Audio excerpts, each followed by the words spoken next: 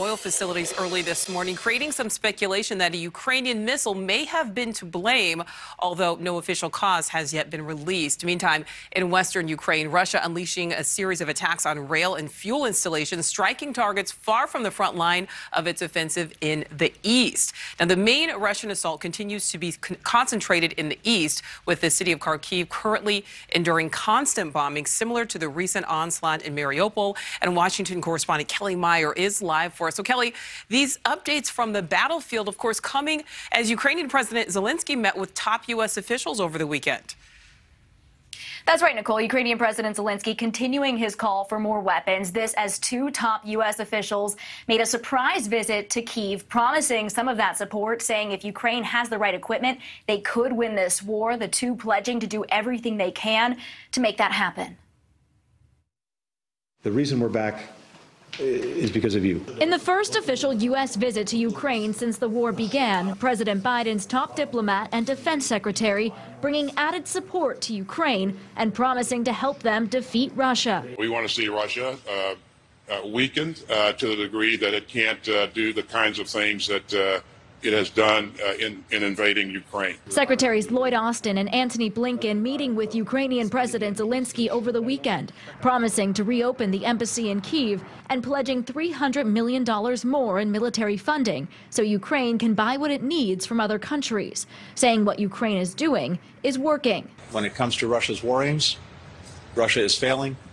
Ukraine is succeeding. The new aid is in addition to the $800 million President Biden announced just days before their visit, bringing the total in assistance to $3.7 billion since the war began 2 months ago. Military spending is up around the world, topping $2 trillion for the first time ever. The United States at the top of the list with $801 billion, but it's a decrease of a little over 1% since last year. China coming in second with $293 billion, a nearly 5% increase, its 27th straight year of increased spending.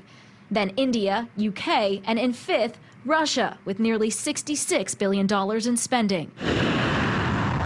This as the Kremlin's attacks continue.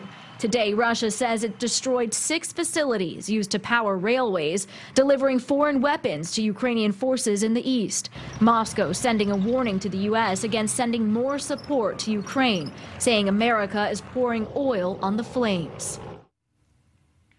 And Nicole, tomorrow Secretary Austin will be meeting with allies in Germany to discuss Ukraine's current and future defensive needs. Nicole? Well, Kelly, today President Biden nominating a new U.S. ambassador to Ukraine. Tell us, what's the significance of that? And this for the first time in 3 years. This post hasn't been filled since former President Donald Trump removed then Ambassador Marie Yovanovitch from the position. President Biden nominating Bridget Brink. She currently serves as the U.S. ambassador to Slovakia. She has 25 years of experience in foreign service. She's originally from Michigan, and she also speaks Russian. But this really couldn't come at a more crucial time as the war continues in Ukraine and as the U.S. looks to return to some sense of normalcy by reopening the embassy in Ukraine, the U.S. looking to show more support to the country by this move.